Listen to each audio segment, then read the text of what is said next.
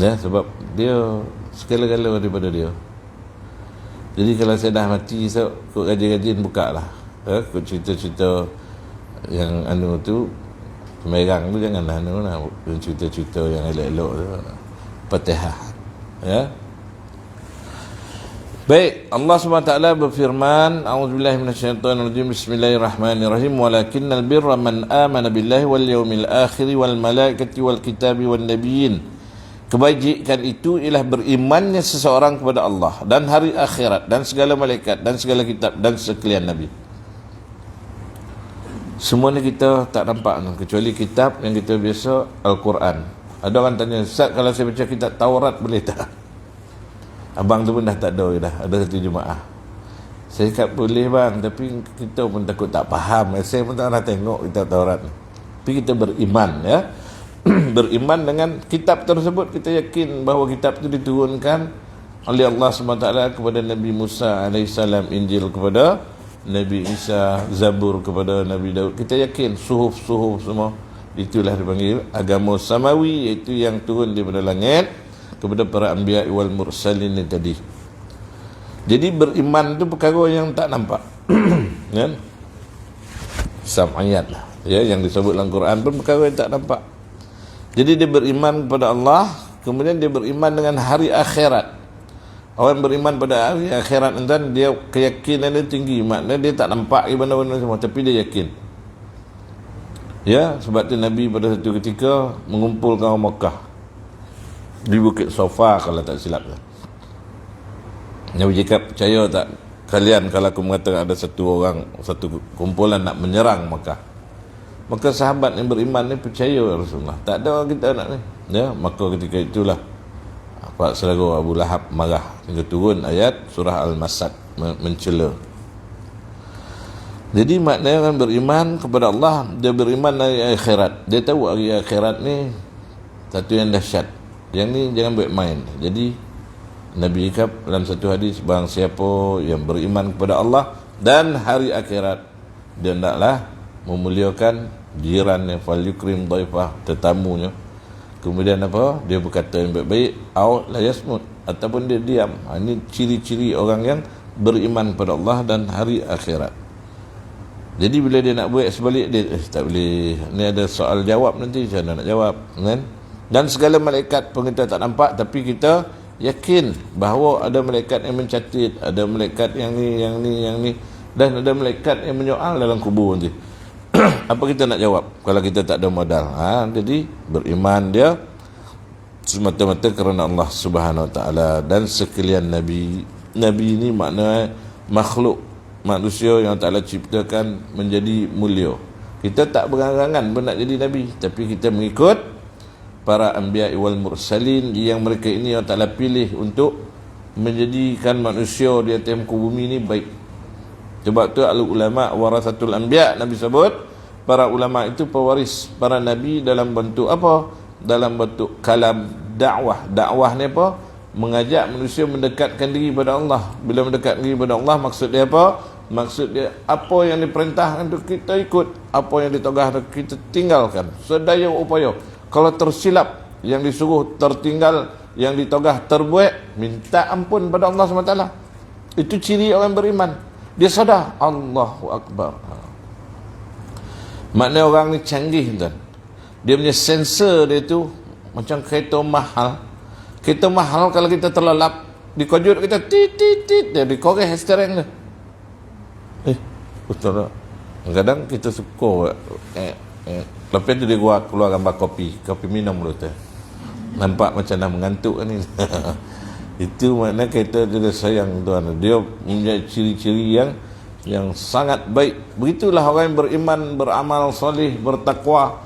Dia tersilap, Allahu Akbar, dia punya indication dia tit, tak boleh salah. Ini tit, tak boleh, ini tak boleh. Kalau dia dah terlampau goram, dia dah tercakap, lepas tu datang, oh tak boleh, dia menyesal, dia minta ampun. Macam itulah seterusnya. Dan berbunyi, tak pakai tali pinggang, berbunyi macam-macam lah, tak bagi signal, berbunyi dia alert. Itu ciri orang yang baik. Kemudian firmannya lagi, A'udzubillahi minasyaitonir rajim. Wa may yakfur billahi wa malaikatihi wa kutubihi wa rusulihi wal yawmil akhir faqad dhalla dhalalan ba'ida. Dan sesiapa yang kufur, ingkar kepada Allah dan malaikat-malaikatnya dan kitab-kitabnya dan rasul-rasulnya dan juga hari akhirat, maka sungguhnya ia telah sesat dengan kesesatan yang sejauh-jauhnya. Kufur ni apa? Kufur ni menimbuskan. Dia tahu tapi dia tutup. Maknanya dogil itu dogil tahap melawan. Kan? Dia tahu undang-undang tu, dia langgar, maka dia akan dihukum. Kalau dia minta maaf ataupun dia tak ni, maka dia akan dihukum. Dunia ada tak? Dunia ni pun dia buat undang-undang. Ada had sempadan dia. Kalau dalam agama dia panggil hudud, sempadan-sempadan. Maka atas muka bumi ni pun ada juga had dan sempadan manusia. Tanah ada sempadan, ni ada sempadan, makan ada sempadan, ni semua ada sempadan waktu dan keadaan. Kalau dilanggar, kena denda, ya. Tapi langgar tak ada orang akan langgar juga. Sebab apa? Sebab dia rasa dia boleh terlepeh hukuman, dia langgar. Langgar apa? Langgar lampu merah. Zup, langgar. Prit, kena tahan. Alamak. Dia tahu tak kesalahan lampu merah ni? Dia tahu. Apa pasal dia langgar? Saja white beggar. Abang polis saja, awak tak nampak ke lampu tu merah tadi? Nampak. Asal awak langgar? Saya tak nampak tuan kat sini. Maknanya dia takut kena saman. Dia tahu langgar lampu merah kena saman. Dia tak perasan pula ada abang polis itu, dia langgar. Maknanya tadi dia tak peduli, tapi bila ada penguasaan, bila ada dondo hukuman, maka dia langgar. Orang yang beriman begitu juga. Dia dah tak dapat dalam kawal dia langgar juga. Maka lepas dia langgar tadi, dia menyesal. Tak perlu ada polis atau penguasa, tak ya. Dia tahu bahawa Allah SWT ni sentiasa mengawasi dia. Malaikat kiraman katibin menulis. Jadi astagfirullahalazim, dah terikut hawa nafsu kehendak hati. Dia menyesal. Penyesalan itulah yang menjadikan dia hebat. Ya. Disebut dalam hadis bahawa orang bertaubat itu ibarat seseorang, Allah Ta'ala gembiranya kepada orang yang bertaubat itu. Dia dah buat salah dah ni. Ni Allah Ta'ala ni maha baik. Orang kalau buat salah kat kita kan, kita buat apa? Kita okay lah. Hai, nak maafkan tak maafkan, itu pulang lah aku. Tapi tak apalah, okey lah tu. Kita macam nak tak nak. Tapi Allah SWT bila seorang itu bertaubat, maksud dia menyesali akan kesalahan dia, dia sadar seperti seseorang yang kehilangan tunggangan. Dalam hadis sebut unta lah, yang segala keperluan dia ada kat badan unta tu, air, minum, baju, apa semua, charger, power bank, telefon, semualah. Itu yang keperluan hidup kita. Telefon, power bank, USB. Ni kau tak ada, mau bawa poluh kita. Kan? Bila dapat tu kau meriang cucuk kat sini, sampai langkau tobang kita cucuk. Belakang tempat duduk tak ada pula dia. Cucuk padahal kan boleh pakai langkau tobang. Janji bateri dia penuh. Kan? Jadi hilang. Lalu dia mencari. Ini kacau ni, baru putus asa. Lalu dia pun duduk bawah pokok. Lepas dah putus harapan, tiba-tiba unta tu muncul depan dia. Ting. Dia pun pergi ke unta tu, dia tangkap. Cek, power bank ada, telefon ada, beg duit ada, semua ada. Lalu dia terlalu gembira. Dalam hadis ada cerita power bank ni seolah-olah kita lah keperluan kita kan. Dalam hadis menyebut sehingga dia terlampau gembira, dia cakap apa? Ya Allah, engkaulah hamba dan akulah Tuhanmu tu. Kerana terlalu gembira, kata Nabi, sampai dia tersasul. Dek terlampau riang. Itulah apabila seorang hamba tu bertaubat, maka Allah SWT yang menerimanya. Hamba-Ku datang berjalan kepada aku datang kepadanya berlari. Tak sebut dalam satu hadis kursi. Hamba-Ku datang kepada aku, mendekat kepada aku sejengkal, aku mendekat kepadanya sedepa. Makna Allah SWT ni maha baik. Malang kita kalau kita tak dapat kebaikan dalam hidup ni. Sedih hati kita. Baik Allah Ta'ala ni semua sikit dalam hidup ni, semua sikit. Kita kena buat, pahala dia besar. Sekarang bulan haram, Rajab. Hari ni apa? 12, masuk 13 ke? Rajab. Dah lebih 10 saya. Jadi kalau kita buat ibadah digandakan pahala. Kita buatlah puasa ke, mengaji ke, selawat jangan tinggal. Selawat Jibril dia sallallahu alaihi wasallam Muhammad sallallahu alaihi wasallam Muhammad. Setengah jam dapatlah 2000. Kan? Buat ya. Jangan tak buat insya-Allah. Dan siapa yang kufur, ingkar kepada Ta'ala dan malaikat-malaikatnya dan kitab-kitabnya dan rasul-rasulnya dan juga hari akhirat, maka sungguh dia telah sesat dengan kesesatan yang sejauh-jauh. Mana dia tahu semua ni dia kufur. Dia tahu tapi dia tak nak. Dogil. Ya amat. Ini berarti beriman berlima kepada tersebut adalah dasar untuk mengenal dan mengetahuinya. Jadi ini sebagai panduan untuk menjadikan seorang tu bertakwa. Apa maksud takwa? Hati-hati dia dalam kehidupan dia. Tak berani dia dah. Orang ajak bergaduh tak berani, orang ajak bertengkar tak berani, orang ajak cincai-cincai ambil harta tak berani, apa semua tak berani, sebab dia beriman kepada perkara-perkara ni semua. Baik, pertama rukun iman tadi kan, yakin dan percaya serta menurut dan mengamalkan. Kedua, ilmu mengenai hukum Islam. Mana dia dah kenal Allah SWT tadi, dia dah bersyahadah, tauhid dia dah betul, dia dah faham Allah adalah segala-gala. Allahus Samad. Allah Ta'ala lah tempat bergantung sekalian makhluk. Lam yalid wa lam yulad wa lam yakul lahu kufuwan ahad. Tidak beranak, tidak diperanakkan, tak ada satu pun menyamai Allah Subhanahu wa Ta'ala dalam setiap perkara. Tak ada. Seakan-akan pun tidak. La ilaha, tidak ada Tuhan yang bersifat seperti Allah illallah, kecuali Allah Ta'ala. Tiada Tuhan melainkan Allah Ta'ala. Maksudnya tak ada Tuhan yang bersifat seakan-akan dokek-dokek lebih kurang sikit. Tak ada. Jadi makna kalau begitu dia nafi dan isbat, maksudnya bukan tiada ada Tuhan. Patung ni bukan Tuhan. Itu bukan bandingan, ya. Atau manusia ni dia baik macam Tuhan pun bukan bandingan. Kalau Fir'aun mengaku Tuhan, bandingan nanti seakan-akan Allah Ta'ala boleh buat dunia, boleh buat itu, boleh pun tidak ada. Illallah, melainkan Allah SWT je yang wujud, tak ada. Yang lain tak ada. Kalau manusia boleh buat itu, boleh turun hujan, itu jauh kan. Ini seakan-akan Allah Ta'ala.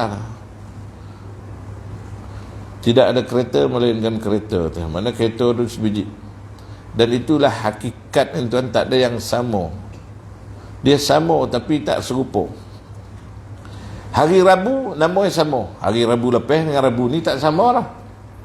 Rabu lepas ada pasal malam. Rabu ni cancel. Mentari nak turun pasal malam tutup. Mana sama? Sebab tu sebagai ulama' cakap, orang yang meninggalkan dengan sengaja puasa, dia qada sejuta hari sekalipun takkan sama dengan puasa yang dia tinggalkan. Sebab takkan sama. Faham tak?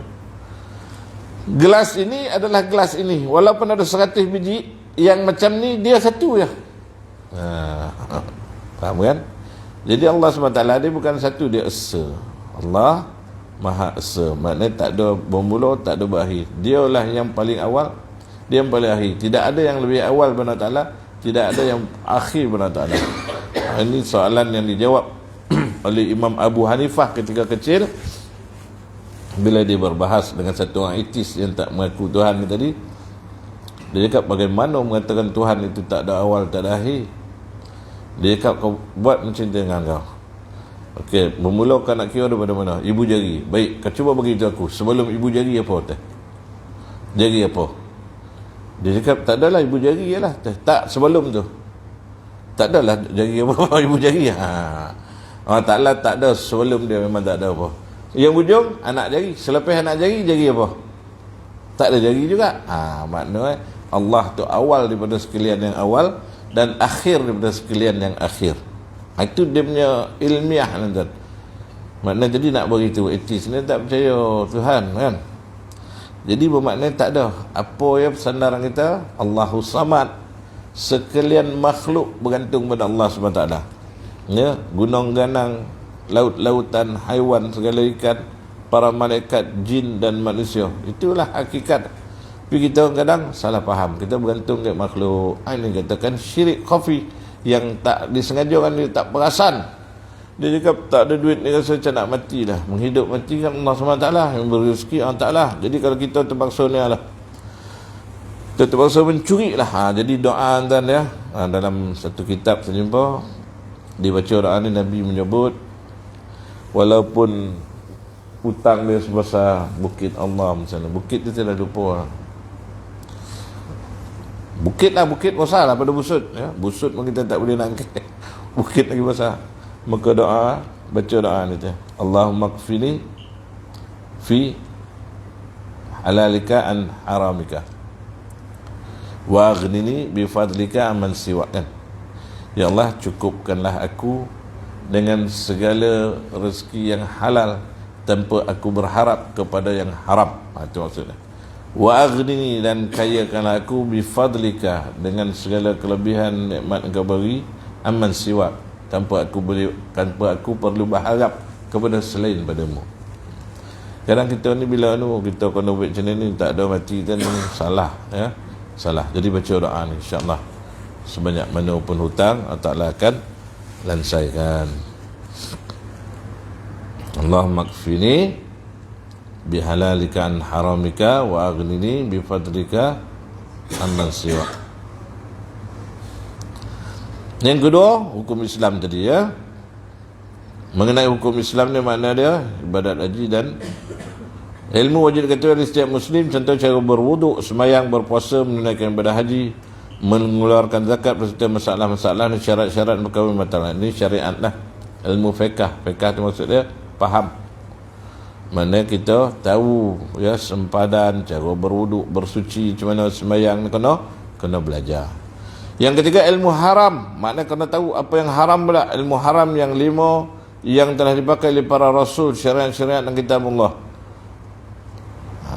Allah berfirman, a'udzubillahi minasyaitonir rajim, qul innama harrama rabbiyal fawahisha ma dhahara minha wa ma batana wal isma wal baghya bighairil haqqi wa an tusyriku billahi ma lam yunazzil bihi sultanan wa an taqulu 'ala Allahi ma la ta'lamun.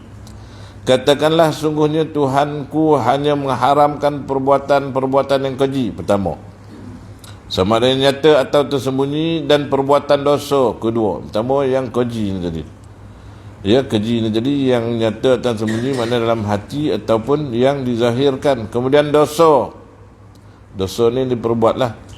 Fawahish ni biasa dia dalam ya. Kemudian yang ketiga, perbuatan menceroboh dengan tidak ada alasan yang benar, harta atau tubuh badan seorang ya, dan diharamkannya kamu mempersekutukan satu dengan Allah, mana menganggap satu itu boleh mendatangkan manfaat atau mudarat, sedangkan segala daripada Allah SWT, sedang Allah tidak menurunkan sebarang bukti yakni membenarkannya, dan diharamkannya kamu memperkatakan terhadap Allah satu yang kamu tidak mengetahuinya. Yang kelima, maknanya dia beranggapan kepada Allah SWT sesuatu anggapan yang dia tak tahu, dia main tembak, maka itu adalah perkara yang diharamkan. Kita berhenti kat sini tadi ya.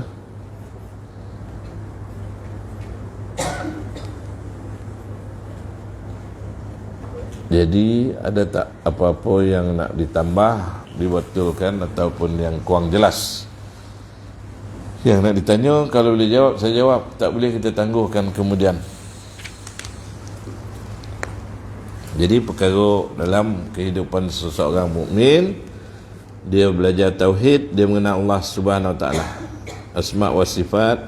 Bila dia kenal diri dia tahu tugas dan tanggungjawab dia, dan yang paling mustahak, dia tahu takdir dia ditentukan oleh Allah Subhanahu Wa Taala. Mana setiap perkara tu Allah Ta'ala tentukan, dia tidak berkeluh kesah. Ni diuji ya, orang yang sakit diuji, kadang dia stres. Pasal aku sakit pula ni, aku bukan orang jahat, aku baik ni. Sebab dia tak jahat lah, dia diuji. Sebab Allah Ta'ala yang menciptakan dia, Allah Ta'ala tahu dia mesti tahan uji. Tapi bagi orang yang diberi pengetahuan, yang beri nampak, macam kepakaran doktor, dia tengok penyakit ni, dia ada alat dia diagnose, dia tengok. Kalau ada separuh doktor dia tak faham, separuh doktor lagi dia bagi faham. Dia cakap kita bolah kat sini tu. Lain ilmu pengetahuan Allah Ta'ala singkapkan berbeza antara seorang. Kawan saya tuan, ada seorang dia kena penyakit gatal. Dekat muka kau ke berbulan-bulan taruh ubat krim gatal pun tak jumpa. Lepas tu dia pergi jumpa doktor pakar kulit kat Seremban. Doktor dia cakap awak makan ubat cacing tu. Dia makan ubat cacing hilang penyakit tu, rupanya ada cacing dekat dalam tu. Jadi bermakna setiap orang tu dia berbeza kepahaman dia. Berbeza dia punya ni. Sebab tu dia kena berguru. Berguru ni dia banyak cara, banyak kaedah. Sebab tu berguru tu. Jadi antara kelebihan berguru, kalau kita boleh mencari guru yang mursyid, carilah. Sebab kelebihan antara guru ni menyampaikan ilmu dengan zauq. Maknanya dengan zauq, dengan perasaan yang dirasakan oleh dia. Kan bila orang belajar vokal, menyanyi, kau menyanyi tu kau adalah guru ajar. Saya pun tak tahu, saya tak pernah masuk ni, tengok dalam TV je.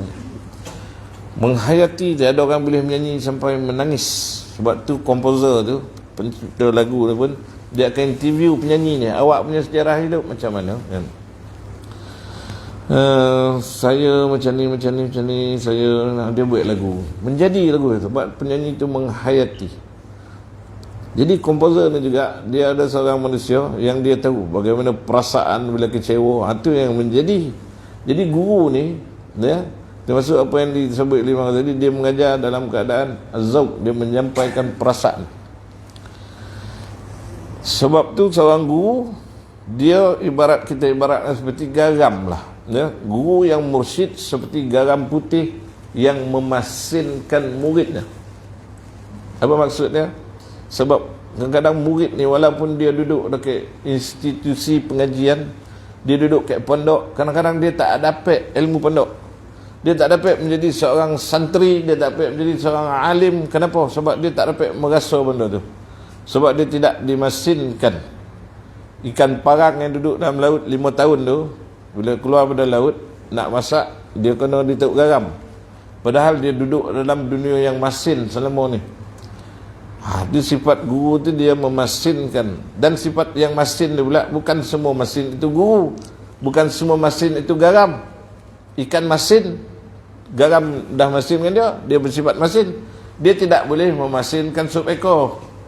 Ambil masak sup ekor, tahu ikan masin, ikan gunting ber 3 ekor, hapak bawah, kita pun tak tahu ini sup ekor kau apa benda ni. Masin sifat masin itu tak sama. Dia mesti garam juga masuk. Begitulah hakikatnya. Tapi kata ulama, kalau kita tak jumpa guru, yang ni pun salah, yang ni pun tak mau mengajar, yang ni banyakkanlah berselawat. Ya, bila banyak berselawat, mudah-mudahan kita terbimbing rohani dan jasmani kita. Sebab apa? Sebab kita bukan orang yang menafikan guru ataupun kita direct dengan Nabi, tak. Bukan begitu. Sebenarnya guru ni yang menyampaikan kita pada Nabi. Sebab daripada Nabi tu kepada sahabat, tabi'in sampailah kepada guru kita. Tapi maksudnya kita ni kadang tidak berkesempatan, ya, untuk berguru, ataupun banyak mana dia punya syarat pantang larang nak kena sekian-sekian, kita pula tak dapat ni, maka banyakkan berselawat. Mudah-mudahan Ta'ala bagi kita kefahaman. Sebab kita nak faham ni payah tuan, ya. Sebab tu kata ulama-ulama tasawuf, antara ni Syekh Abu Hasan Asyazili, dia pesan janganlah kau mengaji terus ujung kepada ilmu hakikat. Bunyi dia menarik, hakikatnya ialah, sebab hakikat ni dah final lah ni. Hakikat ni dah cakap kalau buah tu terus makannya. Kita belajarlah daripada cara menanam, penjagaan pokok, pendebungaan dia sampai berbuah. Barulah kita faham bahawa buah ni ada kalau tak menjadi, walaupun pokok dia jaga dengan baik, macam mana nak menjadi last sekali bali je lah. Jadi itu ujung dia. Sebab kalau kita terus belajar ke ujung ni, jadi kita kurang faham. Ujung dia ialah bali je lah. Apa payah nak tanam kan. Tapi kita belajar lah tu, daripada menanam tadi baru kita tahu betapa susah petani ni jadi nak menanam. Yang kita nak pergi minta murah-murah, kita orang jual madu mahal banyak ni 100. Harga Yahudi bila lah dia jual madu, kita tahu lah, kita boleh senaga dengan dia, kita sajalah nak jabut taruh. Lepas tu bila kita tengok nak ambil tu, saya dalam YouTube tu pun saya tak berani tengok orang yang naik pokok tualang tu, dia ambil gambar, saya tutup amat. Padahal kita tengok dalam skrin ni, takut saya tengok dia. Saya kocut, saya tak boleh tengok tempat tinggi. Uish, saya kata tak boleh. Hari tu pergi Makkah dan lalu ke Taif. Kali pertama saya lalu, pasal kita naik kereta kocik, lalu ikut jalan yang ada kabel car tu. Saya kebal kat Rebah, balik kan kita ikut jalan lain, dekat jalan lagi satu tu jauh dah. Habis ikut jalan tadi, lagi kita takut lagi dia asak ke tepi tu. Nakal betul si Abu Ziyad ke apa nama. Takut kan. Jadi bila kita tahu susah, barulah kita tak isah. Tak apa, 200 yang boleh, pasal susah kerja. Begitulah keadaan. Ya, bukan mudah, tapi kita kena berusaha. Ambil tahu setidak-tidak, walaupun kita tak mampu nak buat, nak panjat pokok tu gantilah kita, tapi kita ambil tahu bahawa susah kerjakan ni. Maka masa itulah kita menghargai. Begitulah orang menghargai guru. Susah kerja guru ni makin berjalan kaki. Begitulah ulama'-ulama' yang dulu berjalan kaki, dia tinggal tak nak tengok TikTok, tak nak tengok YouTube, semata-mata nak mengaji bersungguh-sungguh. Lepas tu kita pergi komen pula dia ni mungkin ni pandangan dia bercelaru, kita direct lah dengan kesombongan nama tu. Ya, jangan buat tuan ya. Bila kita menghargai sesuatu walaupun kecil, itulah nama dia rahmat. Sebab tu orang masuk syurga kadang dia punya beza dia 2 rakaat ya. 2 rakaat dilakukan dengan ikhlas, naik setingkat tinggi dia. Alamak, aku kurang sikit lah. Jadi itulah ibarat. Jadi ada apa-apa yang nak ni? Ya.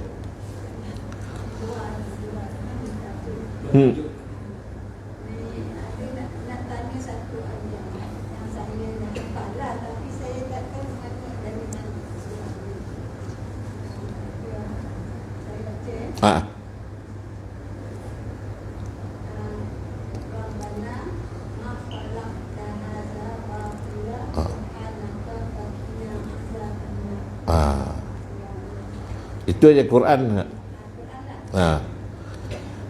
Maksud dia, wahai Tuhan kami, ma khalaqta hadza batila, tidak engkau menjadikan sesuatu itu batil. Maknanya batil ni salah. Kemudian kita minta ampun dan minta jauh daripada api neraka. Makna kita mengaku bahawa sesuatu yang Allah Ta'ala jadi atas muka bumi ni adalah benar, tak ada yang silap. Sebab tu Al-Quran la yus'alu amma yaf'alu wa hum yus'alun. Allah Ta'ala tidak akan ditanya tentang apa yang dilakukannya, tapi makhluk itulah yang akan disoal. Jadi itu makna kita mengisytihar, kita faham, makna kita kenal Allah SWT dan kita mengaku bahawa tak ada satu pun silap. Tak ada satu pun yang silap. Tak ada kebetulan dalam hidup ni sebenarnya. Itu hakikat. Lama tu cuba kebetulan pula. Tak ada kebetulan dah. Memang Allah Ta'ala dah jadikan begitu. Kita tengok orang yang baca, Nabi sebut, orang yang baca Sayyidul Istighfar pada waktu pagi, dia meninggal pada siang itu, dia masuk syurga. Kemudian dia baca pada waktu malam, meninggal di malam itu, waktu maghrib dia baca, meninggal di malam itu, dia masuk syurga. Terlintaslah di fikiran kita, senanglah nak masuk syurga. Kau orang tu tak sembahyang, dia baca, dia boleh masuk syurga ke? Yang cakap ni Nabi SAW. Yakin tak kita? Kalau kita tak yakin, kita kufur lah, turun, jatuh akidah. Sebab tidak beriman dengan hadis Nabi. Jadi kesimpulan apa? Senangnya bahawa Allah SWT memilih hamba-Nya itu untuk dia dapat membaca dengan kepahaman. Orang tu terpilih. Allah Ta'ala beri dia, walaupun dia ni nampak macam tak baik, Allah Ta'ala beri dia, Allah Ta'ala pilih dia. Adalah sesuatu perkara. Itu yang termaksud dalam ayat juga. Ma khalaqta hadza batila. Kau tidak akan jadi, tak ada satu pun atas alam ni yang tercipta dengan silap, dengan salah, melainkan semua betul. Jadi itu pengisytihar, mana kita mengaku kita mengenal Allah SWT. Itu ma'rifatullah lah. Orang yang kenal Allah SWT, dia tahu sifat Allah SWT macam mana. Kenal Allah Ta'ala itu sifat qadim, sedia kala, bukan baru karang-karang. Tak sama macam kita nak pergi Seremban, kejap nak pergi Kelumpur, kejap nak pergi Johor. Tak. Allah Ta'ala bila berkehendak tetap tepat, ya, maknanya orang yang diberi peluang untuk baca, dia dapat baca. Ramai orang yang tak dapat baca, ya. Sebab tu kita buat apa yang kita mampu. Sebab orang yang sibuk dengan agama, kadang-kadang dia tak sampai berdoa pun untuk diri sendiri, ya. Macam kita punya Tok Guru macam Syekh Nuruddin, daripada kuliah subuh, kuliah duha, kuliah zuhur, kuliah asar, kuliah maghrib, kuliah isyak, qiyamul lail, dia pun tak sampai untuk berdoa. Tapi Allah SWT beri dia, walaupun dia tak sampai nak berdoa, beri, ambil. Walaupun ada hadis Nabi menyebut orang yang tak sampai, dia sibuk dengan agama ni, Allah beri dia walaupun dia tak minta. Kita minta kereta tak dapat-dapat, syekh berabut-rabut orang nak gitu, kan? Kereta menjala-menjala buat, Tuhan taklah beri kelebihan, ya. Boleh amal tu Kak, ya? Yang penting kita faham maksud dia, ya. Tak ada yang berlaku secara macam alah kebetulan lah saya kenal owner azin ni, kebetulan tak. Memang Allah Ta'ala berkehendak begitu, ya. Kita bersyukur, ya cikgu. Ayat tu kalau sekarang ni ada Syekh Googly nama, cuba Google ma khalaqta batila, tu nanti dia keluar faqina azabannar, ujung dia zoom. Ada, saya dah lupa surah, tapi tu ayat Quran, ya.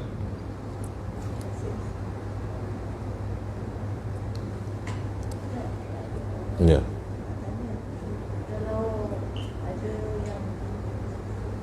Sekejap, saya tak nampak Kak. Okey, sorry. Ada orang yang tak ada sedekah, selalu datang di rumah-rumah gitu kan. Dia maksudnya dia ada kebenaran untuk berjalan, tak sedekah. Macam tu kita elok kita bagi ke, adakah kita kalau bagi tu menggalakkan? Elok kita bagi. Okey. Dia pertama sekali orang tu minta sedekah, dia ada dua entiti, orang tu dan nasib yang ditentukan oleh Allah Ta'ala. Nabi cakap, daripada kau minta, lebih baik kau pergi ambil kayu api. Nabi cakap, pikul kau pergi jual. Orang yang meminta ni dia tak akan dapat senang, melainkan dia terus akan miskin, ya. Tetapi bagi kita yang mengaji ke azin ni, itu Allah Ta'ala hantar ujian untuk kita. Sebab dalam Quran sebut wa ammasa ila fala tanhar, orang yang meminta-minta itu jangan engkau herdik. Buka surah Ad-Duha, ya. Wa ammasa ila fala tanhar, orang yang minta-minta, jangan kita tangking, jangan kita kau ni badan sehat ni. Itu banyak. Sebenarnya itu ujian dan kelebihan. Kita ambil apa yang datang kepada itu sebagai kelebihan. Ya Allah, terima kasih kau hantar orang ni. Orang lain tak ada dah, pasal orang lain tak apa nak rajin. Bila orang Ta'ala hantar, kita ada peluang bersedekah.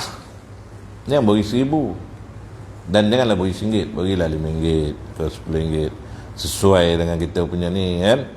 Dan kita nak protes, kita beri 50 sen, sedih hati ya. Berilah RM10, dia demand lagi.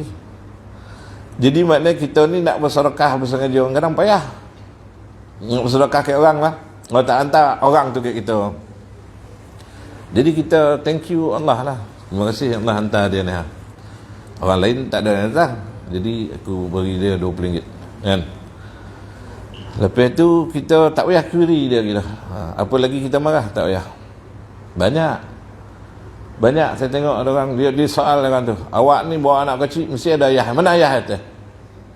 Tak berguna mana ayah ni tu, jangan tanya tu. Buat dia cakap baru semalam meninggal, apa kita nak jawab?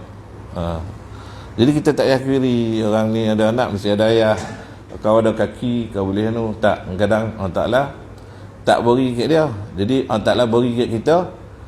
Yang Allah Ta'ala beri kita tu sebagai ujian. Al-mal wal banuna zinatul hayatid dunya, harta dan anak-anak perhiasan dunia. Wal baqiyatu salihat, yang kekal abadi itu amal salih. Amal salih itu apa? Yang pertama sekali memuliakan dia sebagai makhluk Allah. memuliakan dia sebagai orang yang meminta, memuliakan dia sebagai orang yang jadi sebab untuk kita bersedekah. Jadi kita mulia lah, ya, itu yang sepatutnya. Kalau kita ceramah kat dia pun tak jalan lah. Pasal apa? Dia kata saya bukan nak minta ceramah, saya nak duit. Dia kata bagi. Melainkan kalau dia cakap bagi 1,000 tu, itu kita boleh marah. Janganlah melampau kan. Saya bagi awak RM20, okey lah, tapi minta ke orang lain. Sikit lagi 50 orang ke 100 orang lain, nanti awak dapatlah 1,000 tu, kan? Contoh. Tapi tak payahlah kita nak bagi, ya. Kita tak payah fikir kenapa ni, sebab itu semua Allah Ta'ala punya ketentuan. Jadi liyabluwakum ayyukum ahsanu amala, dalam Quran sebut. Jadi ujian ni untuk menentukan manusia. Hidup dan mati itu untuk menguji manusia. Liyabluwakum ayyukum ahsanu. Ujian kata mereka, siapa di antara manusia tu yang paling baik. Dulu saya pernah buka cerita Tan Sri P. Ramlee. Tan Sri P. Ramlee ni dia seorang tasawuf sebenarnya. Dia satu orang ahli tasawuf, ya. Dia belajar dengan Syekh Abdullah Fahim di Pulau Pinang. Antara guru dia Haji Mahdi. Haji Mahdi pelakon tu. Haji Mahdi anak Tuan Syekh Muhammad Said. Jadi sultan tu. Itu guru ayah sana tu. Tuan Haji Mahdi ni mak dia orang Kembar, orang Semabuk. Jadi anak Tuan Syekh Muhammad Said, adik-beradik dengan Tuan Syekh Ahmad. SMKE tu, Syekh Haji Muhammad Said tu, anak dia Haji Mahdi tu lah. Salah seorang dia pelakon tu. P. Ramlee mengaji dengan Tuan Haji Mahdi. Jadi tasawuf ni dia kerja hati, akhlak. Sebab tu kalau kita tengok P. Ramlee, dia semua boleh jadi. Sebab dia menghayati kehidupan sebagai seorang manusia. Dia boleh jadi menantu, dia boleh jadi ayah, dia boleh jadi orang yang kena kutuk, orang yang kena lambung, orang yang kena puji. Sebab apa? Keadaan kita ni dua. Kehendak nafsu, suka dipuji, tak suka dikeji. Tapi kalau kita boleh menyamaratakan kedua-dua itu, maksudnya kita dah menghindarkanlah sifat-sifat duniawi tu. Syekh Abdul Qadir Jilani setahun jadi orang miskin sebab dia nak dihina, dia nak gasau. Bagaimana penerimaan dia ke atas penghinaan. Kita boleh lah buat seorang pakai selipar sebelah lain. Lepas tu orang cakap awak ni kan?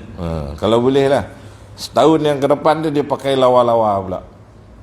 Orang puji, handsome lah tu, ni. Tengok.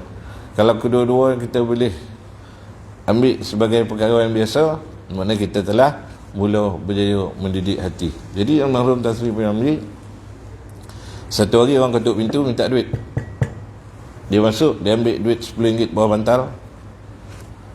Satu di Singapura ni saya dengar daripada sahabat dia, almarhum Haji Sattar dengan Samsudin. Dia cakap, ambil.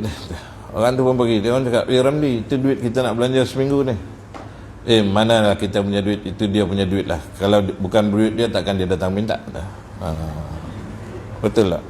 Makna dia punya lah, dia datang minta tu. Itu hakikatnya. Sebab tu Nabi tak pernah menghampakan permintaan orang. Sahabat minta, Nabi bagi. Sampaikan Abdullah bin Ubay bin Salul mati, anak dia datang jumpa Nabi, minta jubah Nabi untuk dikapankan, Nabi bagi je. Nabi pergi salat jenazah, ya? Itulah sifat ikram Nabi, memuliakan. Jadi sejuk ni rasa macam kayak Taif lah. Tak apa. Ada lagi? Tak ada kan? Cukuplah sekadar itu dulu untuk malam ini. Baik pada Allah SWT. Yang salah dan silap daripada kelemahan dan kebodohan diri sendiri, saya minta ampun dan maaf. Kita tutup dengan tasbih kafarah dan suratul Asr. Bismillahirrahmanirrahim. Subhanakallahumma bihamdika nashhadu an la ilaha illa anta nastaghfiruka wa natubu ilaik. Bismillahirrahmanirrahim. Wal 'asr innal insana lafi khusr illa alladhina amanu wa 'amilus solihat wa tawassaw bil haqqi wa tawassaw bis sabr. A'udzu billahi samil alim minasyaitonir rajim. Bismillahirrahmanirrahim. Alhamdulillahi rabbil alamin wa bihi nasta'in wassalatu wassalamu ala rasulil amin wa ala alihi wa sahbihi rasulillahi ajma'in. Allahumma rabbana ighfir lana dhunubana wa liwalidayna warhamhuma kama rabbayana shighara wal jami'il muslimina wal muslimat al mu'minina wal mu'minat al ahya' minhum wal amwat bi rahmatika ya arhamar rahimin. اللهم اختم لنا بحسن الخاتمة ولا تختم علينا يا الله بسوء الخاتمة. ربنا آتنا من لدنك رحمة وهيئ لنا من أمرنا رشدا. اللهم انصر المسلمين والمجاهدين في فلسطين وفي كل مكان وفي كل زمان يا أرحم الراحمين. يا ربي بالمصطفى بلغ مقاصدنا واغفر لنا ما مضى يا واسع الكرم. وصلى الله على سيدنا ومولانا محمد النبي الأمي وعلى آله وصحبه وبارك وسلم. سبحان ربك رب العزة عما يصفون وسلام على المرسلين والحمد لله رب العالمين. تقبل الله منكم.